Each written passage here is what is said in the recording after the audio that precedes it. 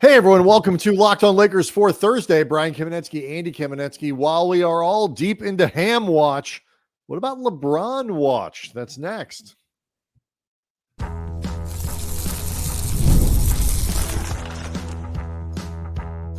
You are Locked on Lakers, your daily Los Angeles Lakers podcast, part of the Locked on Podcast Network, your team every day. Thanks to everybody for making Locked on Lakers first listen of every day, Monday through Friday, no matter how or where you get your podcast. It's always free and never behind a paywall. And Locked on Lakers on YouTube is where you can go to hang out with over 24,000 subscribers, Andy, all of whom, like us, are engaging deep in Ham Watch 24 to see how this plays out, when it plays out, and all of that. The Lakers still all signs pointing to Darvin being relieved of his job, but no news out of El Segundo yet. I guess we're waiting for that like puff of white smoke or something to appear from the rooftops or something there from the chimneys. I do want to let everybody know that today's episode is brought to you by Monopoly Go. Game off. We got to talk more about Monopoly Go. This fast-paced game lets you team up with friends for tournaments to unlock awesome prizes like unique stickers for trading, cool playing pieces, and hilarious emojis for taunting your friends. So download Monopoly Go now for free on Google Play or the App Store. Game back on. While we wait for Darvin, though, Andy, we haven't had a chance to really talk about LeBron. And obviously, in the Lakers exit interview, the public version of the Lakers exit interviews following the Game 5 loss, a ton of questions about LeBron and his future, whether or not he played his last game in Los Angeles, at least as a Laker, and he maybe because he's gone Hollywood. So I'm not going to answer that question. So plenty of intrigue about what LeBron is going to do, what the Lakers are going to do, how long this relationship lasts, and all of that. Yeah, first of all, you mentioned the public exit interviews, which were doubling as the post-game interviews after being eliminated in Game 5. Dave McMenamin, our buddy over at ESPN, tweeted out earlier on Wednesday, quote, "The Lakers are conducting exit interviews with their players today," sources told ESPN, and continues to go through its evaluation of the season as it pertains to deciding on the future of Darvin Ham coaching the team.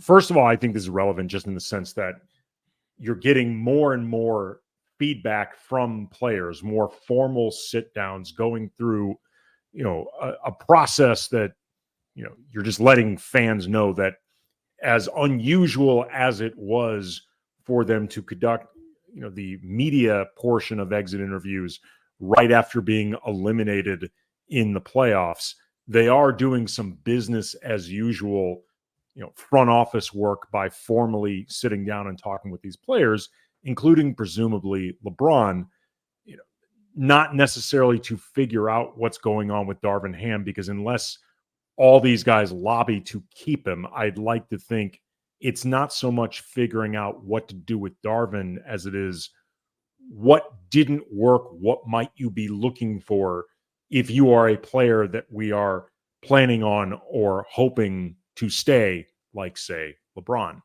Yeah, I mean, look, it is good to hear that they're going through those conversations, and things like that. And look, I'm sure the reason that they aren't conducting exit interviews like normal is they don't want players and coaches and the GM to be put in the position of answering a question about Darvin. I mean, and they don't, you can't put Darvin out in front of there when every question is going to be a variety, some sort of variation of, so have they told you you're going to be fired yet?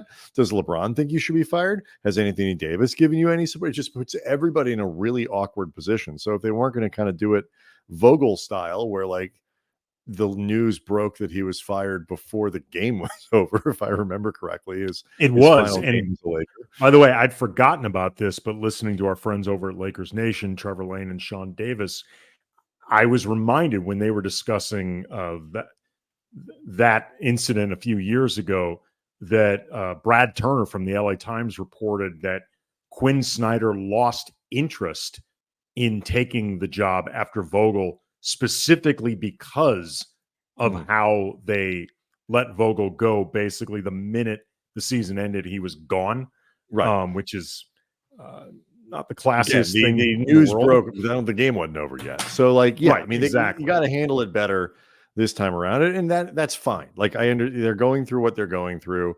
We talked a lot about the process, whether it's entirely for appearances, whether it's to make sure you've dotted every I and crossed every T, that you've gone through the list of prospective coaches, and like you say, likely talking to stakeholders about what it is that you are looking for, that you need in another head coach. And also talking with players and swinging this Right. back to LeBron. What are you looking for in a coach? Because Right. That's what, yeah, exactly. He intentionally left his future with the team open-ended, regardless of whether he truly knows what he wants to do or not, because this is the leverage game that LeBron always partakes in. And even though, you and I both said that we think, if we had to bet on this, that he's going to end up returning with the Lakers, and Adrian Wojnarowski was on ESPN's NBA Today on Wednesday and said, quote, "We all know in all likelihood he's back with the Lakers. It'll just depend on the structure of a deal, 2 years, 3 years perhaps, after he opts out." But you never, if the very least, want to be putting off the appearance of taking anything for granted. Well, it's one of these deals where, and this is how NBA free agency works. A guy like LeBron, if he wants to play for a good team, legitimate franchise, and people can make the jokes, but the Lakers were not a bad team this year, and are historically, arguably the best franchise in the NBA. Arguably the best franchise in sports. If you're going to, if you want to play for a franchise like that, and you want to get paid what you believe your value is, then LeBron stays. And it's a question, like Woj noted and others have noted, to the lead up to this point, it's just a question of what the deal looks like, how many years. I mean, and the Lakers they're going to say yes to whatever. If LeBron says, "I want 3 years guaranteed," they'll say yes. If he says, "I want 3 years guaranteed with a no trade clause," they're going to say yes. And we've actually had this conversation. Like, the no trade clause thing is window dressing, because Lakers would never trade LeBron without his sort of approval and permission anyway, because it is a bad look, and it's just not how the Lakers do stuff. I think there may be some conversations like, you have to trust me. If the wheels fall off and I suck, I'm not going to play as a 12th man for $60 million in that third year. It's like, there's got to be a little bit of He'll trust. do the right thing, unlike Steve Nash, and he'll retire. Exactly. Maybe he won't. I mean, I'm not sure. I would 60 million on the table. Would I do the right thing? I'm not sure the right thing isn't me getting paid $60 million. Look, we both said at the time, Steve Nash had absolutely no obligation to retire, because if the Lakers had been able to find some loophole in that contract, guaranteed they would have cut him. Damn right they would have. Mm-hmm. And so, and meanwhile, the Lakers, if he wants to get paid, the Lakers are the team that can pay him. If he wants to, and if the Lakers, while I'm sure, and we'll talk about this, we can talk about it in this episode, certainly we'll talk about it through the summer. I am sure the Lakers are a little bit squeamish about giving a guy, even one who had played as well as he did this year at 40 years old, that kind of $180 million. Like, it's going to make him a little nervous. But if you there's a chance it could age terribly. It could, absolutely. I think you hope the first couple of years of that are pretty good. You get this version of LeBron or close to it, and cross your fingers for that third one.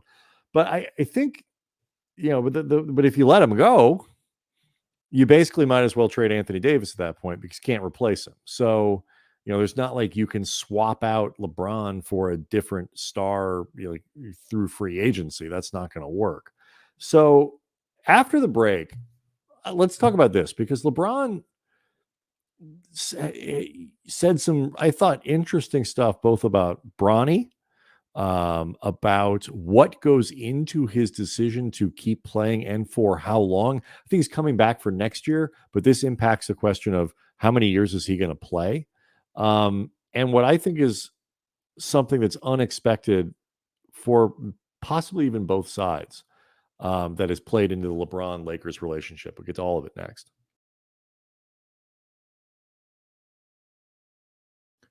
Locked on Lakers is brought to you by Game Time. Years ago, some friends of mine and I, we went to go see LL Cool J at the old, now defunct House of Blues, really last minute. We didn't know how to get tickets. So we went to a scalper, and turns out we bought fake tickets. And through some totally random, totally unrepeatable luck, we ended up being able to get into the show. We actually got backstage. So we actually got to meet LL. We got to perform with LL Cool J. but the still, the experience was very stressful. So I said, never Mostly because I didn't know the lyrics. Will I do something like that? And you don't have to, because Game Time is there. It's the fast and easy way to buy tickets for all the sports, music, comedy shows, theater near you, and killer deals on last minute tickets and the best price guarantee. You can stop stressing over tickets and start getting hyped for the fun. They got flash deals. You can save even more with exclusive in-app deals on select seats ahead of the game or the event. All-in pricing, toggling feature. It shows the total up front with no surprise. LL Cool J is actually standing 3 feet to my left right now. We got to be really good friends after that. But still, you don't want the stress.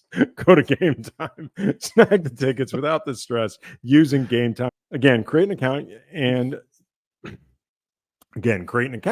Redeem the code LOCKEDONNBA for $20 off. Download Game Time today. Last minute tickets, lowest price guaranteed.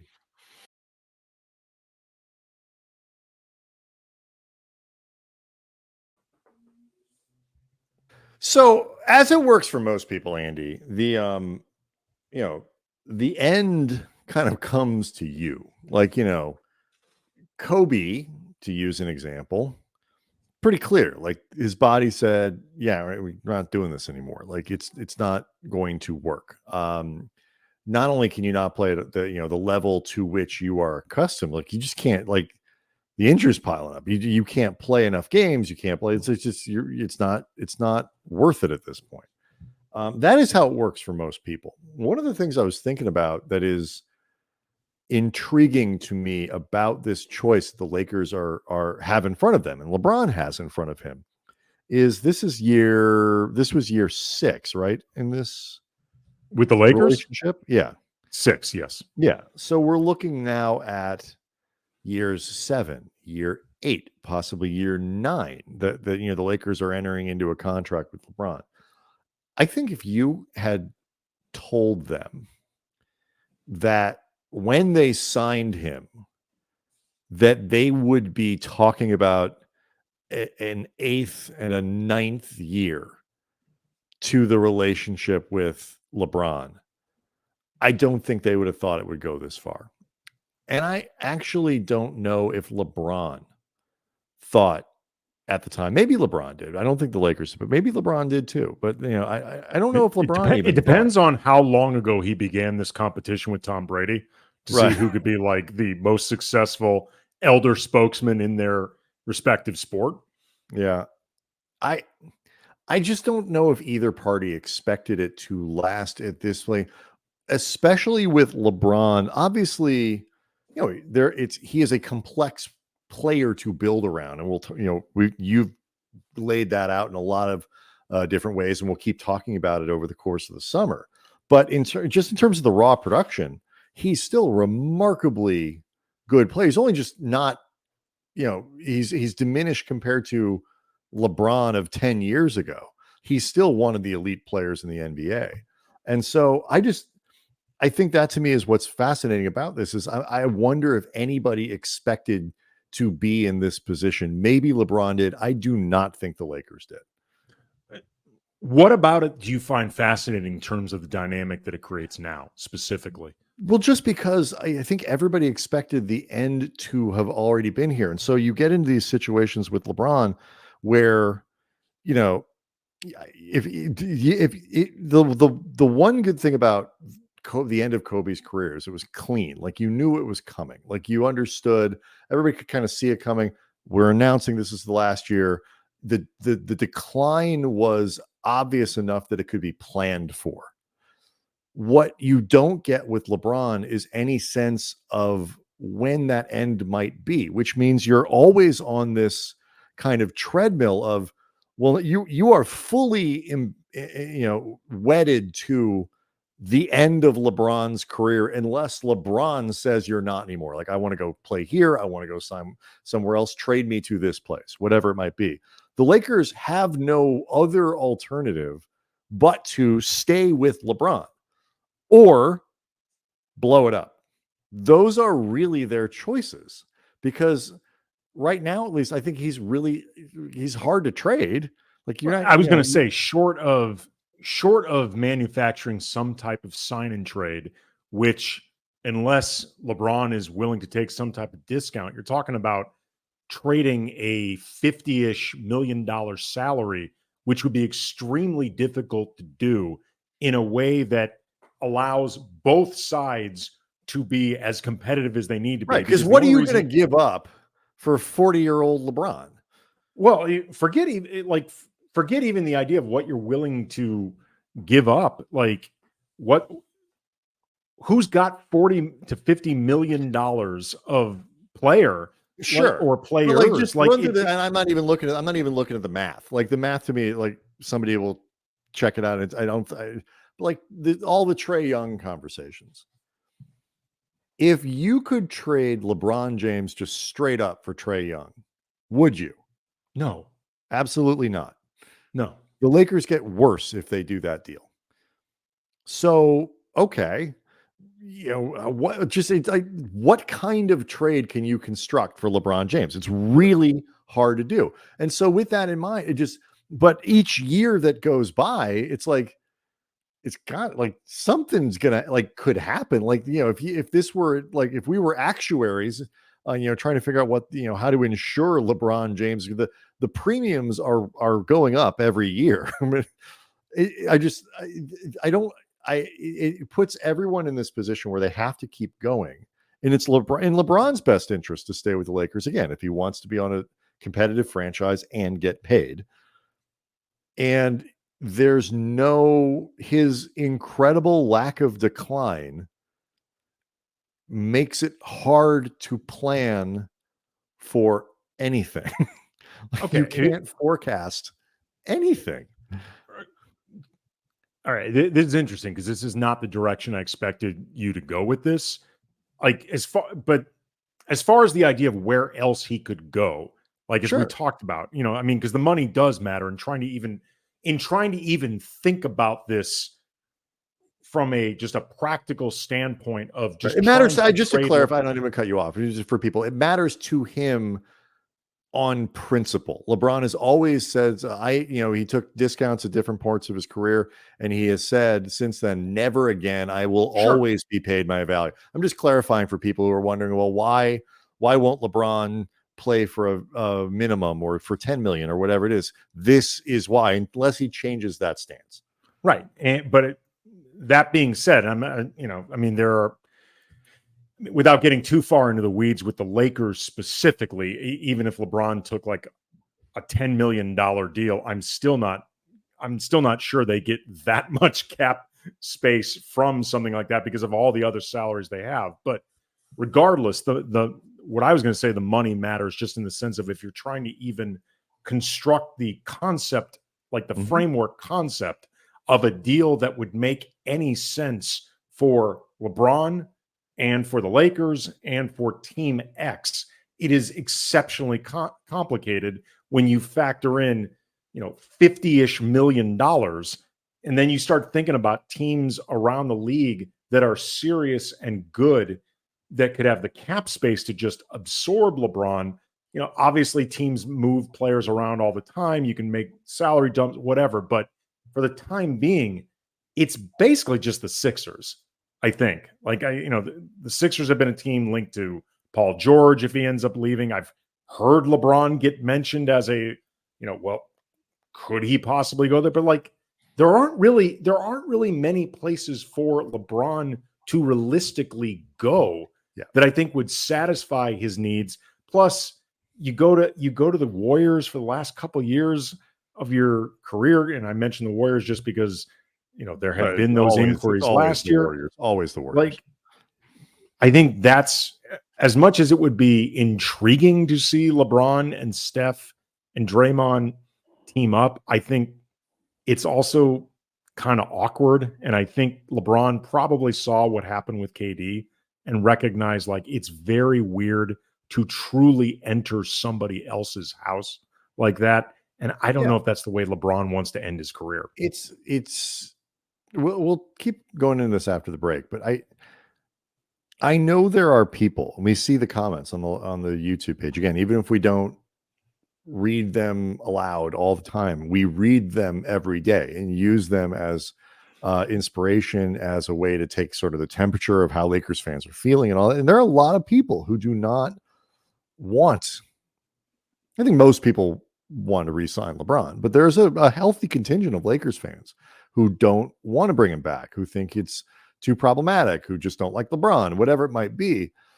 But it's those lack of alternatives. And you always talk about how the Lakers just don't know what to do without a star. They do. LeBron is still the starriest of stars in this league. Yes, and it doesn't make business sense, and it really doesn't make basketball sense just to decide to cut bait on him.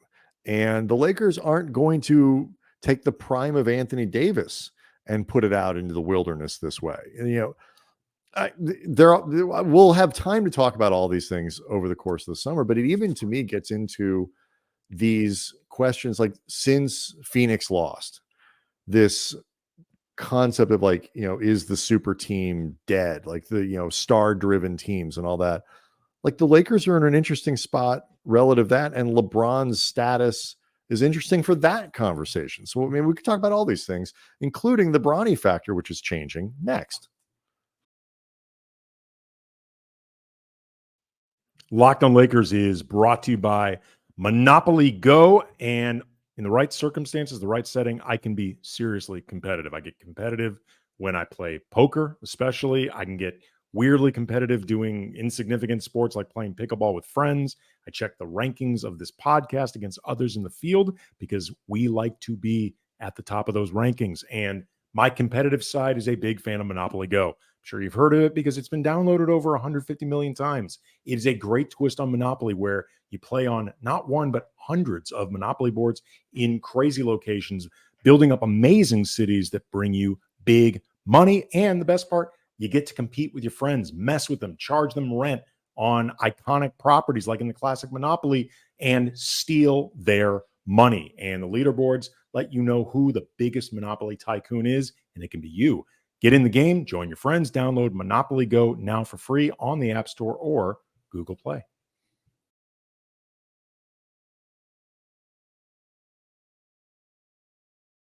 So before we conclude this conversation about LeBron and his future and where Bronny fits in, if anywhere, it is worth noting Mayor Karen Bass of LA accidentally, I think good-heartedly, but accidentally stepped into it when after the Lakers were eliminated. She sent out a tweet that said, quote, "Tough season, but at least we won the in-season tournament, !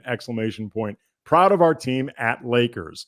This was predictably, Brian, by the way, I love how won the in-season tournament is hyperlinked so people can be like, oh, what is this that they won? Like my wife. I would really respect it if the hyperlink took you to like KarenBass.org. But fundraising page. Not surprisingly, the message of, hey, you got eliminated in the first round, but at least you won the IST. Not exactly what Laker fans wanted to hear in the 24 hours removed from a 4-1 loss. She ended up eliminating that tweet and then tweeting out, "You left it all on the floor. Thank you, at Lakers." Much better. Yeah, she's just trying to be nice. Of course she said yes, but poor mayor was just trying to be nice. Lucky it's not an election year. Yeah, no, it's just, people are frustrated. But anyway, good for. Let me tell you why. Another reason I think I was struck that I think LeBron is a little bit surprised at the, not just the longevity, but I get the impression that he is not seeing signs of decline, like those, even like minute. I'm sure he sees, my body doesn't respond, but like in terms of, there are signs of decline, right? There are signs of decline. Sure, he has to play differently. His body doesn't respond differently. Can't play defense for it. But like I'm talking about, like when you're that good, the little signs that maybe we wouldn't see, the little imperceptible stuff, like that would get you to think like, okay, the clock is really ticking here because this stuff's going to get pronounced with. When he was doing his post game stuff the other night and talking to Dave McMenamin for Dave's story and whatever, spent a lot of time talking about how it's like, I've got kids, and one kid making a huge college choice. I've got another one that's on his way to college. Because the next kid is, a lot of people think is better than Bronny. I got a little girl who's playing volleyball. It's like I got stuff. I've got kids. Like I am going to, it looks like, potentially need to make the choice about quitting because I don't want to play anymore. I'm tired of missing stuff or whatever, before my body says you have to leave. And I could be completely reading the wrong stuff into it. I was just left with the impression that some of these choices, because LeBron is a professional athlete, he was expecting to have them made for him at some point. Whether we see it or not. And I wonder if we're just not at there, which just opens up all kinds of questions about when he might walk away, including all the Bronny stuff, which is, I think, a context changer when you talk about his future in LA and anywhere for that matter. Yeah, and it's interesting too. Adrian Wojnarowski, maybe on the same NBA Today episode that we referenced earlier, said that he spoke with Rich Paul, LeBron's agent, and that led him to believe, quote, the idea of them playing together is not a priority. It's not foremost, at least any longer, in LeBron's mind. Then said, Rich Paul's goal here in the pre-draft process is for Bronny to see if there's a right developmental system or organization, a place that can take a young player like Bronny James, who went 5 months without playing after his heart episode, certainly limited him in his season at USC. If he does go in the draft, he would very likely spend the next year in the G League. Then later said too that, they just want what is best for Bronny. And this is a continuation of something that honestly LeBron has been backpedaling, may be the wrong word, but for lack of a better phrase, he has been backpedaling this as a big goal, like something that he is definitively planning to do. And for a variety of different reasons, but I hope one of them is because it's really what's in Bronny's best interest. And at the end of the day, LeBron is not Bronny's coach. He's Bronny's father, and he should be doing what is best for his son, who has absolutely zero financial pressure or anything like that to enter the NBA. Like he's not supporting his family by doing this. Like this should be what is truly in Bronny's best interest, but it does remove of, do the Lakers need to draft Bronny in order to keep LeBron, things like that. It feels like this is less and less of a factor. Never felt it was that realistic to begin with, but it was just sort of too juicy to let go. Right. Well, I think had Bronny had a better freshman year, like the obviously, his health, with his heart ailment was the first thing that derailed it and becomes the most important thing. But then he got back on the floor and, didn't set the world on fire. I mean, I think most people look at him and say he's not ready for the pros. The last thing, of course it is. The last thing you want to do if you're LeBron is as both a father and, especially as a father, but certainly, for his own reputation, which I'm assuming is secondary to this conversation, is make it look like you are forcing him and forcing your franchise into for a player who shouldn't be there. It's one thing if if Bronny was like a consensus, first rounder or consensus lottery pick after a year or something like that, or even like, yeah, okay, maybe he's not probably maybe not in the first round, but like totally would be drafted. If LeBron James didn't exist, Bronny James would be drafted no lower than 38, 35, 36. But he's not on anybody's draft board right now. Hopefully be there next year, like if that's what he wants. But it's just the most of the chatter about I want to play with him, I think this could be next year and all that was before Bronny had to stop playing, before his season was derailed. And I think as soon as that happened, LeBron rightly pumped the brakes on this as much as he possibly could. And I also think the one thing we were just talking about, like, I think the idea that LeBron is like, there's no reason I can't play for 2 or 3 more years. Right now, at least, I'm not seeing it. So if it takes him 2 or 3 more years to get into the league, I could make that work. If it's important to me and I want to stick around that long.